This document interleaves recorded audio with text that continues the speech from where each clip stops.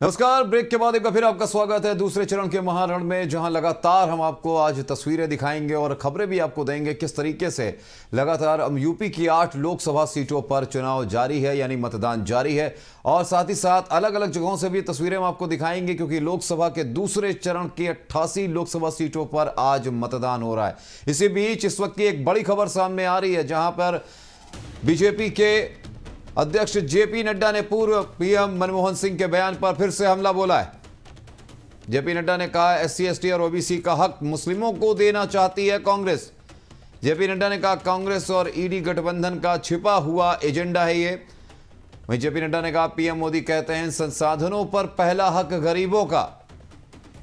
तो जेपी नड्डा ने इस वक्त की बड़ी खबर ये, जेपी नड्डा ने, बीजेपी के अध्यक्ष जेपी नड्डा ने हमला बोला है पीएम मनमोहन सिंह के बयान पर। फिर से उन्होंने अपनी प्रतिक्रिया दी है, जहां उन्होंने कहा एससी एसटी और ओबीसी का हक मुस्लिमों को देना चाहती है कांग्रेस। कांग्रेस और इंडी गठबंधन का यह छुपा हुआ मंसूबा है। पीएम मोदी कहते हैं कि संसाधनों पर पहला हक गरीबों का। जेपी नड्डा ने कहा एससी एसटी और ओबीसी के हक पर डाका डालने की कांग्रेस की पुरानी आदत। इस वक्त की यह बड़ी खबर आपको बता दें लोकसभा चुनाव से जुड़ी हुई, जहां पर बीजेपी के राष्ट्रीय अध्यक्ष जेपी नड्डा का यह बयान सामने आया, जहां पर उन्होंने कहा कि पीएम मोदी कहते हैं कि संसाधनों पर पहला हक गरीबों का। एससी एसटी और ओबीसी के हक पर डाका डालने की कांग्रेस की पुरानी आदत, जेपी नड्डा का बयान।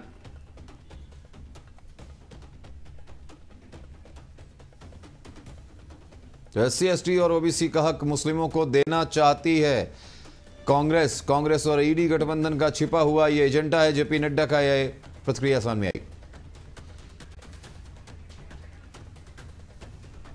कॉन्फ्रेंस के दौरान एक प्रश्न के जवाब देते हुए फिर अपने बयान को सही ठहराया और कहा कि माइनॉरिटीज का, खासकर मुस्लिमों को प्रायोरिटी मिलनी चाहिए और उनको संसाधनों, देश के संसाधनों पर पहला हक होना चाहिए। सच्चर कमेटी की रिपोर्ट के माध्यम से गलत बयानी की गई और मुसलमानों की हालत दलितों से भी खराब है, यह कहा गया। मतलब यह है कि कांग्रेस पहले से ही आधार बना रही थी कि येन केन प्रकारेण मुस्लिम को एससी अनुसूचित जाति घोषित कर मुसलमानों को एससी आरक्षण की वैधता दिला दी जाए। कांग्रेस की एससी एसटी और ओबीसी के अधिकारों पर डाका डालने की यह आदत बहुत पुरानी है। यहां तक कि बाबा साहब भीमराव अंबेडकर ने 27 अक्टूबर 1951 को कहा था कि पिछले 20 वर्षों में पंडित नेहरू ने 2000 भाषण दिए हैं, लेकिन उन्होंने एक बार भी अनुसूचित जाति के कल्याण के बारे में बात नहीं की है। इससे आप अंदाजा लगा सकते हैं कि कांग्रेस पार्टी को हमारे लोगों के प्रति कितनी सहानुभूति है। पंडित नेहरू हमेशा मुसलमानों के पक्ष में रहते हैं।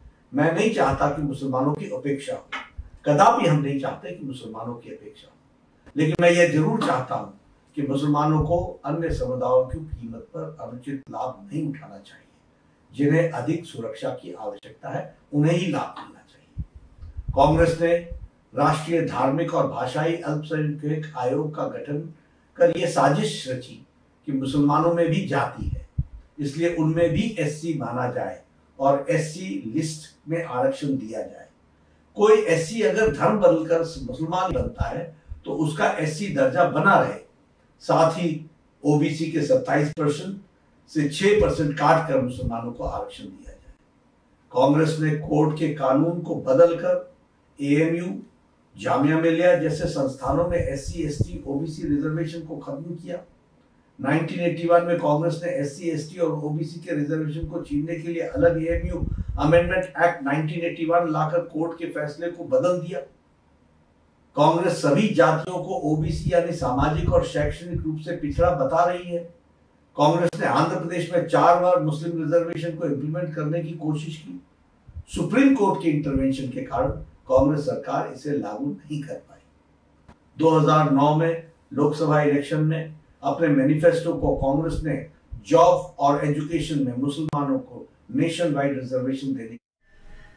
इस बीच एक और बड़ी खबर आपको बता दें, लोकसभा चुनावों के दूसरे चरण से जुड़ी हुई, जहां अमरोहा से यह बड़ी खबर सामने आ रही है कि जहां वोट डालने गई महिला मतदाता का पहले से ही डाल दिया गया वोट। तो अमरोहा से इस वक्त की बड़ी खबर, जहां अमरोहा में एक महिला वोट करने को लेकर परेशान, बूथ पर पहुंची तो कहा गया आपका वोट पड़ चुका है। महिला का आरोप, मैंने वोट नहीं किया तो वोट कैसे पड़ा। इस वक्त की यह बड़ी खबर अमरोहा से, जहां वोट डालने पहुंची महिला का पहले ही पड़ गया वोट। अमरोहा में एक महिला वोट करने को लेकर परेशान।